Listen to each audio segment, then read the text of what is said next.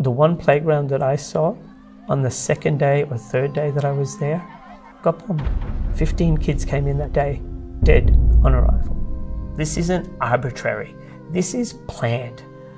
This is taking away hope wherever they possibly can. You had people say, look, we've smelled the musk of martyrs.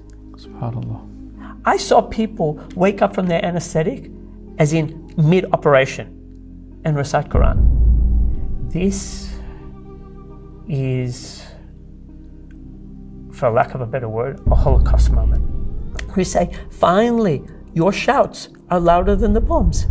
Assalamu alaikum wa rahmatullahi wa barakatuh. Dr. Aziz Bimani is an Australian orthopedic surgeon who has just returned from Gaza. I've got the honor of sitting with him today to get a little bit of an understanding of what he really saw and what's going on. Dr. Aziz, Jazakallah khair for your time. Thank you for having me. You've just returned from Gaza. I mean, this is what people may describe as hell on earth at the moment. Tell us about your experience. So, everything you see about Gaza on social media or what you read is all true. In fact, the situation on the ground is actually a lot worse. I would describe it as a Hunger Games on steroids.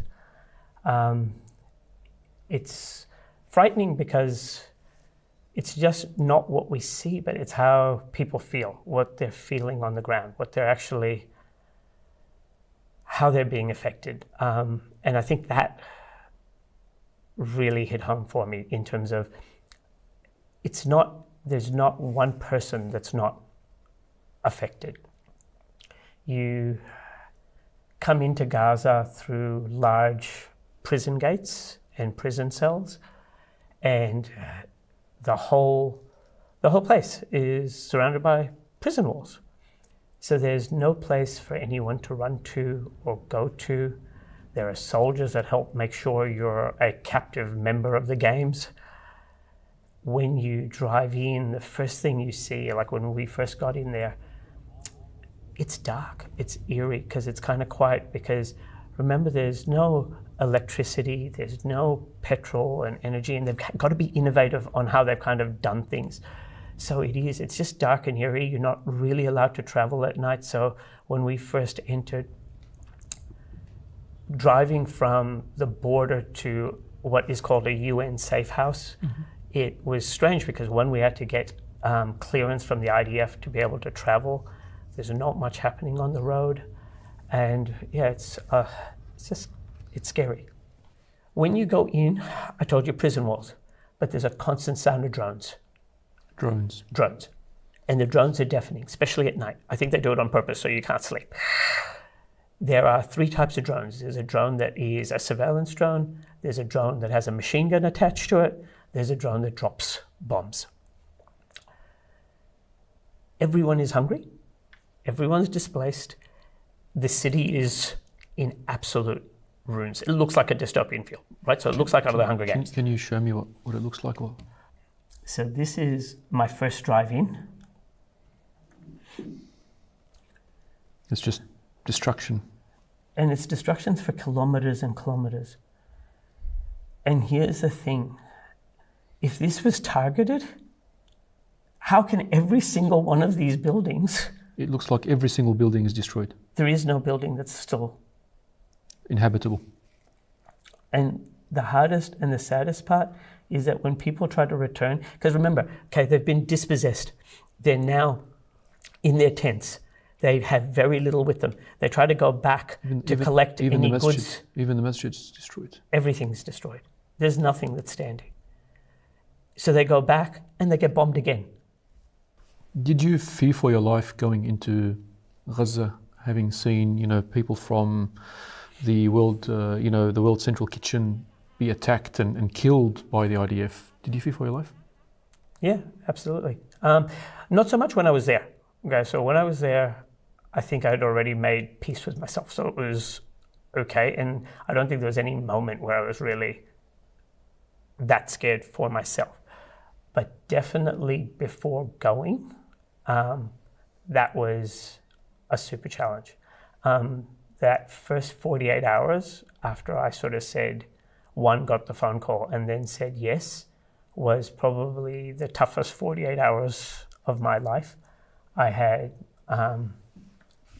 my family, I had everyone tell me, don't go, you're doing more here, you can be of more assistance, you don't need to go, stay. And it really came back to me as in part of, to answer your question, it was that I was genuinely concerned of whether I would necessarily come back. I had already read about a couple of orthopedic surgeons that were there that had been killed. And even recently on my return, and actually just after I returned, the head orthopedic surgeon from Al-Shifa hospital died in an Israeli jail. So yeah, no, I was concerned, and the World Trade Kitchen thing again further emphasized that. So what made you actually go in there and do it? This is, for lack of a better word, a Holocaust moment, right? This is a time in history that we're all going to come back and reflect and look back at and say, what was I doing during the genocide, right? If people of faith, we're going to have to answer to our Lord and say, what did I actually do when I knew a genocide was happening? If you're a humanitarian, you're going to have to answer to that Palestinian orphan who's now 10 years older or 15 years older. You know, she's got her bilateral amputees. When she looks you in the eye and goes, but yeah, Ummi, what did you do when you knew a genocide was occurring?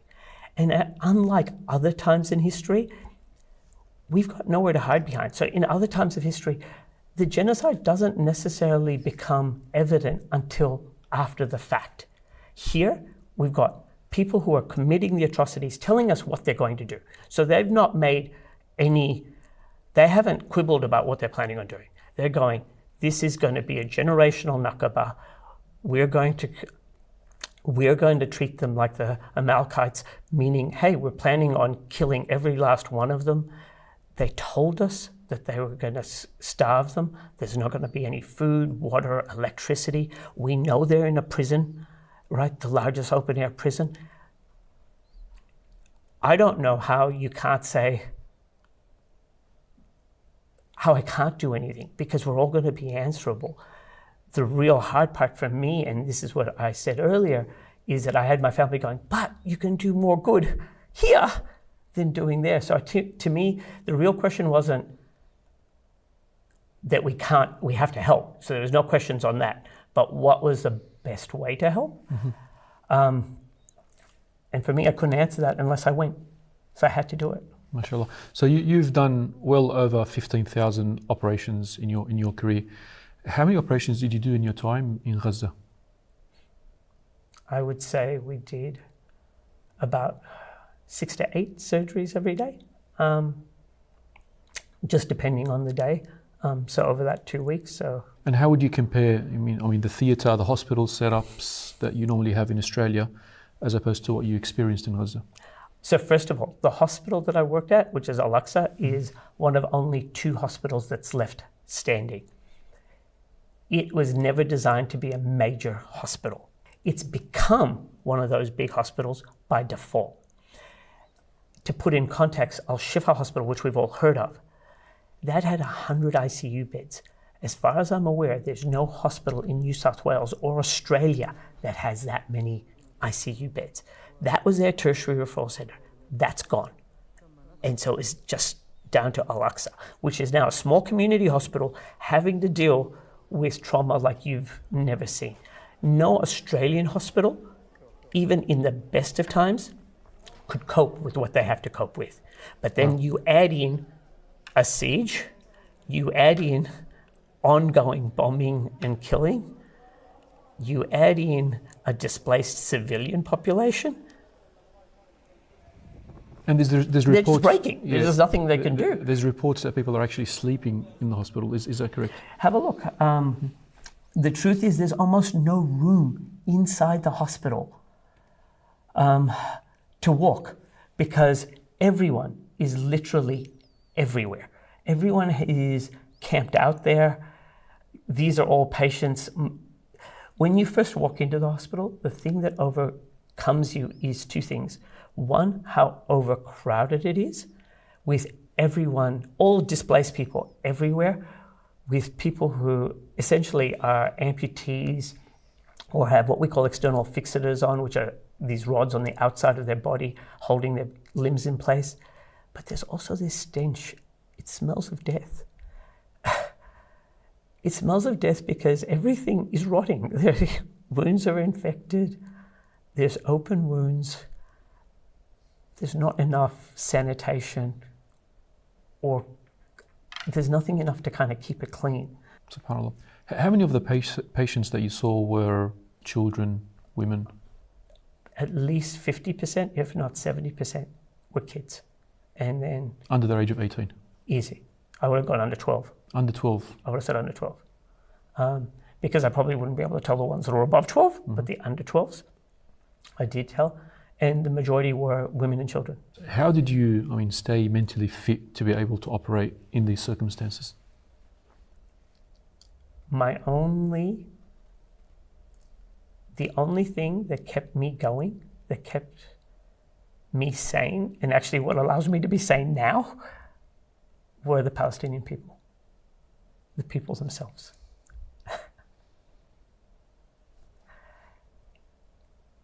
This is an incredible community. This is not a community that's normal. These guys are resilient. They're courageous. If you met their eyes, right? If you met their gaze, they'd smile at you, right? I would hear them tell me stories and I would honestly cry.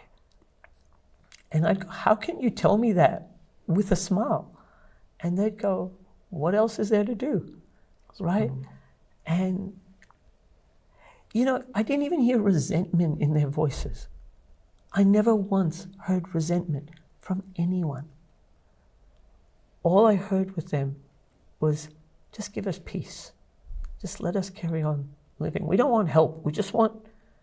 They would tell me, just tell our story. We just want peace, and we'll do the rest. We'll deal with everything else. I also wanted you to see their smiling faces, because you can see it. You can see it in their eyes, right? And this is a guy who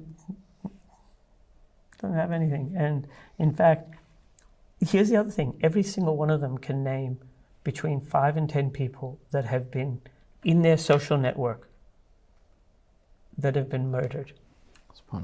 And they can name another 10 to 20 who are severely maimed or don't have a limb. And to put that in context, again, just me and you, if we thought about our own social network that we know by name, just think about how you would feel if you're dispossessed, you don't have food, water, you don't have hope, because hope's the one thing that you can see that's being done is this is systematic. This is not collateral. This isn't arbitrary. This is planned. This is taking away hope wherever they possibly can. And they're targeting institutions, culture, anyone that has a voice. And despite that, for these people to smile like he's smiling, and that's what I meant. And even the kids, you'll see me out with the kids in the hospital, and even the family. You've lost your limb, or you're the dad of a daughter who's lost both her legs. They still say alhamdulillah. But they say it with genuineness. They're not saying it as a passing comment. I saw people wake up from their anesthetic as in mid-operation and recite Quran. SubhanAllah. It's next level. It's next level, right? It's that courage. It's that hope. I mean, during your time, did you see the people's resilience? You've mentioned that already. Did it come from a place of faith? Is that how they sort of are staying strong? I think almost everyone I met said that is how they've maintained their faith. And here's the crazy thing, right? So people who said they weren't practicing said they became practicing. SubhanAllah. People said, and this is strange again, they said the war was a good thing. And they said it brought them closer. And that they got to witness things that they hadn't witnessed before, both in themselves and outside. You had people say, look, we've smelled the musk of martyrs. SubhanAllah. I had people say, because I actually asked about the war, because I actually was interested. I was like, are you guys resentful that this happened? Were you? And two things came across. They said, this was going to happen anyway. It's just one of those things. This has been happening to us on and off again. And at some point, this was going to happen. But the second was that they felt that they'd all been brought closer to the faith. And they all genuinely sounded, like I said, the Alhamdulillah was a genuine Alhamdulillah. Like it was a genuine no.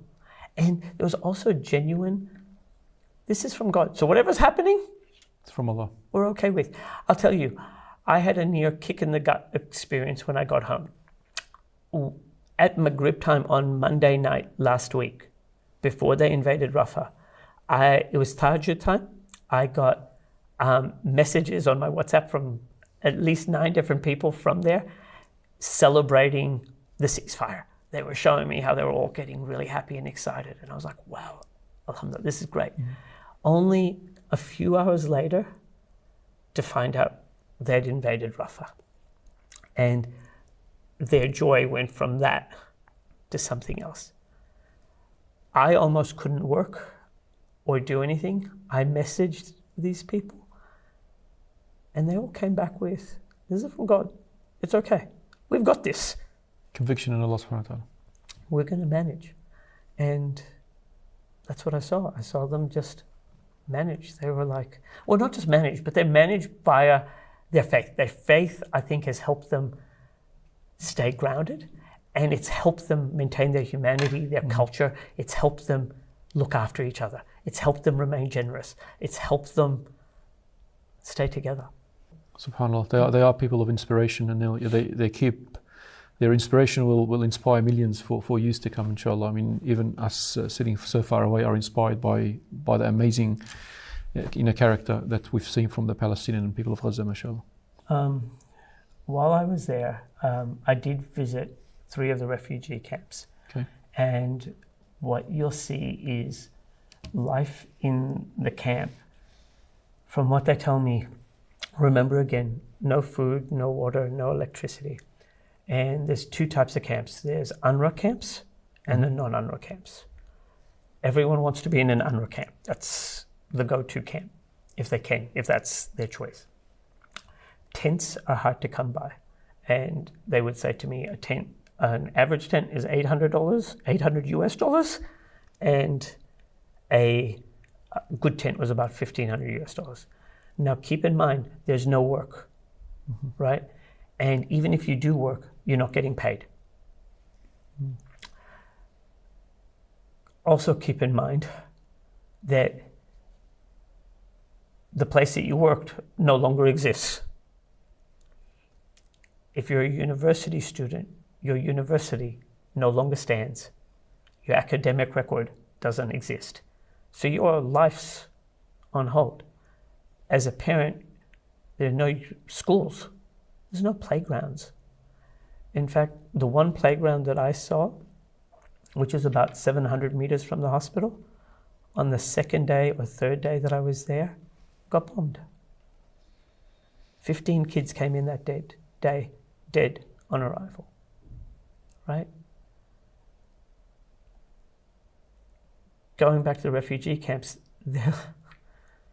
their life basically starts with finding water. So the first thing in the morning, someone goes out, and that's what that photo is. It's mainly kids and adults going and collecting water.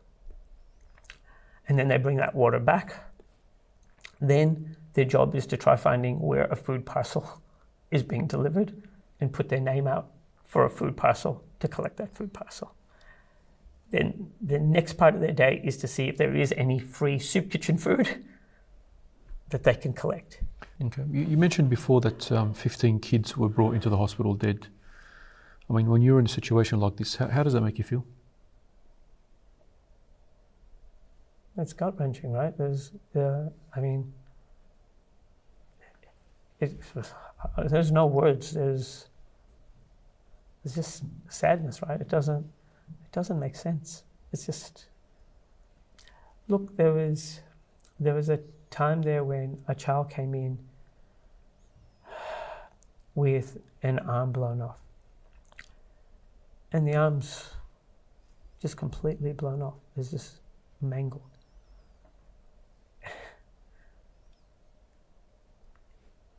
There's nothing that prepares you for it. There's no words that kind of describe it. But then there was other times when the parent would come back later and say, I have their arm or I have their leg. Can you reattach it? Just can't. Look, there was a day when I think I had already done 4 amputations on kids already. And by the 5th kid, we have bilateral above leg trauma, and I might show it to you. But that kid probably needed above knee amputations, but I couldn't do it. I was like, I can't do it. I kind of pretended that I was trying to save the limb and go, well, today we'll try to reattach it and see how we go. Kind of knowing full well it's not going to work, but I couldn't do it. I just couldn't do it. So no, there's no words. There's no words. So this is that child that I was talking about. Allah. He's an 11-year-old, right? His father blew up. His father passed away in this accident.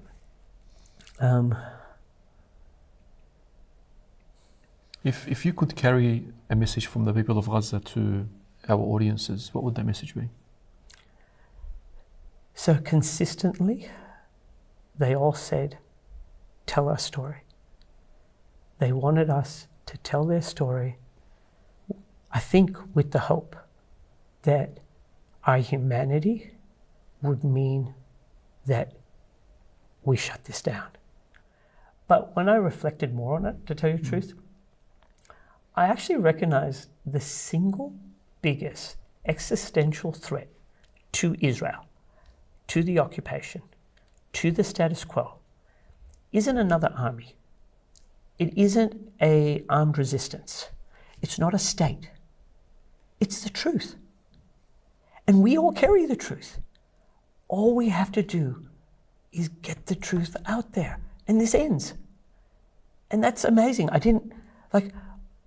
All this time, I hear people telling me, blaming so-and-so, blaming our nation, blaming our leaders. But here's the reality. Me and you can make a difference. We just need to share the truth, which is why they keep telling us, just go back, tell our story. I don't know, you know the poem, this poem, it's gonna make me cry. This is a poem that Dr. Rafat, who is an English professor in Gaza, wrote. And that was one of the last poems he wrote before getting martyred in this war. And I hope I don't spoil it. But he wrote, if I die, you must live to tell my story, to sell my things, to buy a cloth with some strings, make it white, so that a child, when looking in the heavens, who sees his father who left in a blaze, who didn't have time to bid him farewell, not even to his flesh, not even to himself, sees that kite you made and he sees it bringing back love. If I must die, you must let it be for hope. Let it be a tale. And I think what he's saying and what they're telling us is that if we get out the truth, we spread the message, the truth does bring this down. There's too much misinformation out there, and we all have a role to make sure this doesn't happen in vain. We can all help change what's happening. And in fact, I would contend that we actually have a bigger role to play being here and influencing our societies. And that doesn't mean whether it's Australia, whether it's the US, whether it's Europe, but I would even say whether it's Egypt, Saudi Arabia.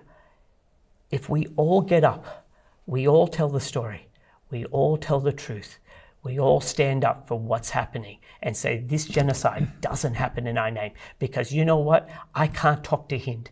If Hind comes to me and says, "Where were you?" I have to answer and say, hey, I was trying to do something. I went to the protest. I wrote to my politician. I spread the message on social media. When I was there, one of the things I think I made more of a difference on is that I reinforced the Palestinian feeling of people are still with us. And they were aware of the protest. They were happy.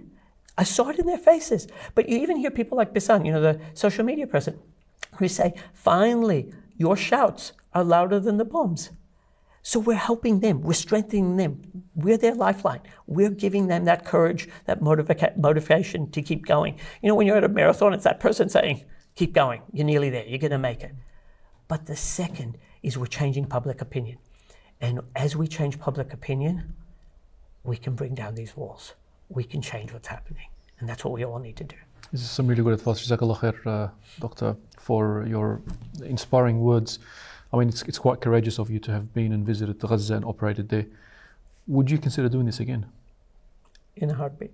Although my wife will divorce me, and I think there'll be a lot of people that would be probably ready to kill me even before I arrived. Mm-hmm. My heart's still in Gaza. I would definitely go back. And also, you know why? Sadly, here's the thing. My silly blue Australian passport seems to matter.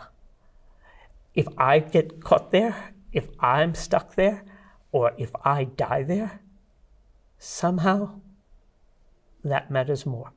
And as dumb as that seems, that's the reality. We can't give up on them. Dr. Aziz, may Allah subhanahu wa ta'ala reward you for your courage. May Allah subhanahu wa ta'ala give our Palestinian brothers and sisters in Gaza and in Palestine justice and freedom, inshallah. Jazakallah khair for being with us today. Thank you.